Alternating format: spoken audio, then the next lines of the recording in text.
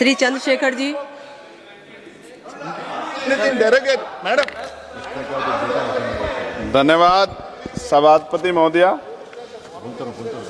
आओ झुककर सलाम करें उनको जिनके हिस्से में मकाम आता है। बहुत खुशनसीब होते हैं वो लोग जिनका लहू देश के काम आता है। मैं सबसे पहले ऑपरेशन सिंदूर में जो हमारे देश की सेना है उसने जो पराक्रम दिखाया, शौर्य दिखाया, उसके लिए उनको सैल्यूट करता हूं, जय भीम करता हूं। और पहलगांव हमले में जो निर्दोष हमारे नागरिक शहीद हुए या अन्य जो लोग उसके बाद सीज फायर के बाद जो शहीद हुए, उन सभी लोगों के लिए प्रार्थना करता हूं कि उनके परिवारों को कुदरत दुख सहने की शक्ति दे। महोदया, मेरे कुछ सवाल हैं सरकार से। क्या सरकार यह स्पष्ट कर सकती है कि आतंकियों को भारत क्षेत्र में प्रवेश और पहलगाम जैसे पर्यटन स्थल पर पहुंचने में किसने मदद की? क्या सुरक्षा एजेंसियों को इस हमले की पहले से कोई खुफिया इनपुट प्राप्त हुए थे? यदि हां तो उन पर क्या कार्रवाई हुई? पहलगाम हमले में शहीद हुए नागरिकों और स्थानीय ड्राइवर माजिद खान के परिजनों को सरकार द्वारा क्या मुआवजा और सहायता दिया गई? क्या सरकार पर्यटकों की सुरक्षा सुनिश्चित करने के लिए विशेष स्टैंडर्ड ऑपरेटिंग प्रोसीजर लागू कर रही है? क्या भारत सरकार ने अंतर्राष्ट्रीय मंचों पर यह मांग रखी है कि जब तक पाकिस्तान आतंकवाद पर कठोर कार्रवाई नहीं करता तब तक उसे किसी प्रकार की आर्थिक सहायता न दी जाए? ऑपरेशन सिंदूर के बाद जब पाकिस्तान ने जवाबी हमले किए और 21 भारतीय नागरिक शहीद हुए, यहां तक कि हमारे गुरुद्वारों को भी निशाना बनाया गया, तब सरकार ने सीज फायर की अनुमति क्यों दी? क्या यह भारत की कूटनीति कमजोर नहीं दर्शाता? सभापति महोदया, मुजफ्फरनगर में हमारे जिला सचिव हैं भाई कामिल, उनके परिवार के 2 बच्चे भी इस हमले में शहीद हुए थे। क्या सरकार ये मानती है कि टीआरएफ द्वारा इस हमले में खासतौर पर हिंदू पर्यटकों को निशाना बनाना भारत में सांप्रदायिक द्वेष को बढ़ावा देने का प्रयास था? यदि हां तो इसे रोकने हेतु सरकार ने क्या रणनीति बनाई? सरकार उस मुस्लिम पोनी ऑपरेटर को क्या सम्मान देगी जिसने अपनी जान देकर तीर्थयात्रियों की रक्षा की? क्या उसे शहीद घोषित किया जाएगा? पाकिस्तान को हाल ही में आईएमएफ द्वारा $2 अरब से अधिक की सहायता राशि दी गई है। क्या भारत ने औपचारिक रूप से आईएमएफ और अन्य वैश्विक संस्थाओं के समक्ष आपत्ति दर्ज कराई है? क्या सरकार ने जांचा है कि आईएमएफ या अन्य विदेशी मदद का कोई हिस्सा आतंकवादी गतिविधियों में उपयोग तो नहीं हो रहा है? क्या सरकार ये स्वीकार करती है कि पहलगाम हमले में खुफिया तंत्र पूरी तरह विफल रहा है? यदि हां तो कौन जिम्मेदार है और उसके विरुद्ध क्या कार्रवाई होगी? क्या सरकार स्पष्ट कर सकती है इतने भारी सुरक्षा प्रबंधों के बावजूद टीआरएफ जैसे आतंकवादी संगठन के सदस्य भारत में प्रवेश कैसे कर जाते हैं? क्या सरकार ये बताएगी पहलगाम जैसे संवेदनशील क्षेत्र में सुरक्षा समीक्षा अंतिम बार कब की गई थी और उसमें क्या कमियां चिन्हित की गई थी? प्रधानमंत्री जी ने इस हमले के बाद पहलगाम का दौरा क्यों नहीं किया जबकि देश भर में भावनात्मक उबाल था? क्या सरकार ने शहीद हुए नागरिकों के परिजनों को आर्थिक मदद व स्थायी सहायता प्रदान की? यदि हां तो उसका विवरण सदन में प्रस्तुत करें। महोदया, सरकार के लोग सेना के सम्मान की बात करते हैं।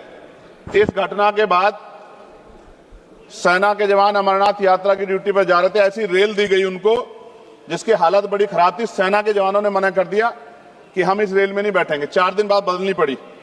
और सरकार के नेताओं की भाषा देखिए, कर्नल सोफिया कुरैशी के बारे में किस तरह के शब्द यूज किए गए, इन पे भी हमें चिंता करनी चाहिए।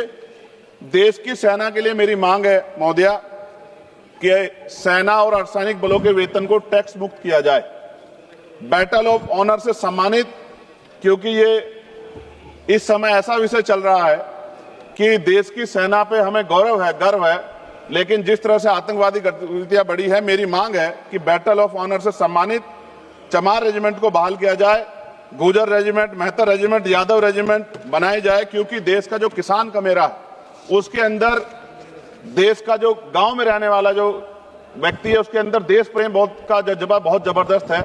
अगर इनको मौका मिलेगा तो शायद पाकिस्तान छोड़िए, चाइना की हिम्मत भी नहीं होगी कि हमारे देश की तरफ आंख उठा के देख ले। महोदया, बाबा साहब अंबेडकर कहते थे हम प्रथम और अंत्य भारतीय हैं।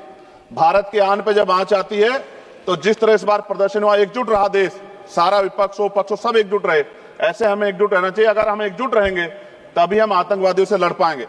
महोदया, 1965, 71, 1999 के युद्ध में किसी भी अरब देश ने पाकिस्तान का साथ नहीं दिया था, लेकिन आज एक एक भी अरब कंट्री हमारे फेवर में नहीं खड़ी। क्या हमें अपनी फॉरेन पॉलिसी पर नहीं सोचना चाहिए कि ऐसा क्या हो गया कि हमारी राजनीतिक जो भारतीय की लोकल राजनीति है, इसके चक्कर में क्या हमारी फॉरेन पॉलिसी या हमारे मित्रों को के मन में पीड़ा तो नहीं पहुंच रही है? पाकिस्तान ने कहा और आपने मान लिया, और आपने सीज फायर का आज रक्षा मंत्री जी को मैंने सुना, उन्होंने कहा भाई, उन्होंने कहा कि महाराज हाथ जोड़ते हैं, छोड़ो, उन्होंने कहा और आपने मान लिया।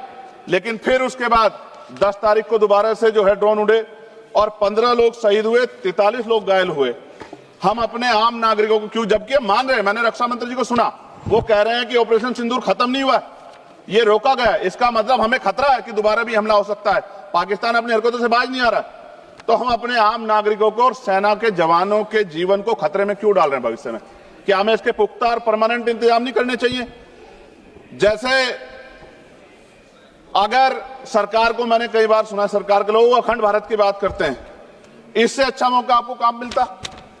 पीओक्यू लेने के बाद हमारे उत्तर प्रदेश के मुख्यमंत्री बार बार कहते कि चुनाव में कह रहे थे 6 महीने के बाद पीओक्यू इधर होगा, सरकार बन की, जनता ने तो मौका दे दिया, कहां है पीओक्यू? क्यों नहीं लेके आए इस बार आप लोग? तो पहली सीढ़ी तो इस बार ही चढ़ गए थे। जिस तरह से मीडिया ने माहौल बनाया था मोदिया, तो ऐसा लगा कि अगर देश की सेना ने जो हिम्मत जुटाई थी, सरकार मदद करती, तो माननीय नरेंद्र मोदी जी पाकिस्तान के भी प्राइम मिनिस्टर होते इस बार, इसी बार, और फाइनेंस मिनिस्टर बैठी है हमारी, ये पाकिस्तान की फाइनेंस मिनिस्टर होती। इस तरह के हालात बने हुए थे और ऐसा मौका चूकना ही नहीं चाहिए था।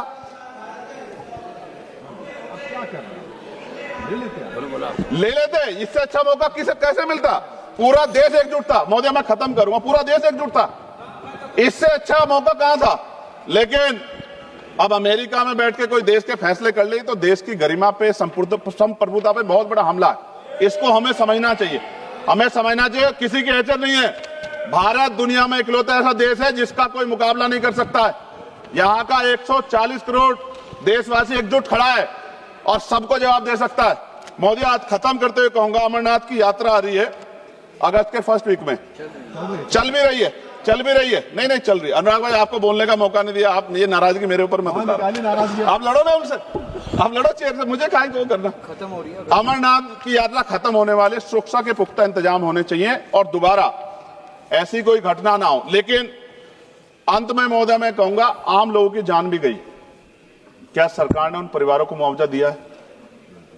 क्या उनके जीवन का कोई मूल्य नहीं? जिन्होंने अपने परिवार खोए, जिन्होंने अपना घर का बेटा, पति, घर का कमाने वाला खो दिया, उनका भी तो अधिकार बैठता है। सरकार ने क्या मुआवजा दिया, इस बात की जानकारी भी सरकार को पटल पर रखनी चाहिए, सामने रखनी चाहिए। और अंत में मैं धन्यवाद दूंगा भारतीय सेना को और भारत के का जो प्यार है कि पाकिस्तान और आतंकवादियों के भरसक प्रयास था कि यहां सांप्रदायिकता का माहौल बन जाए, लेकिन देशवासियों ने समझदार दिखाई।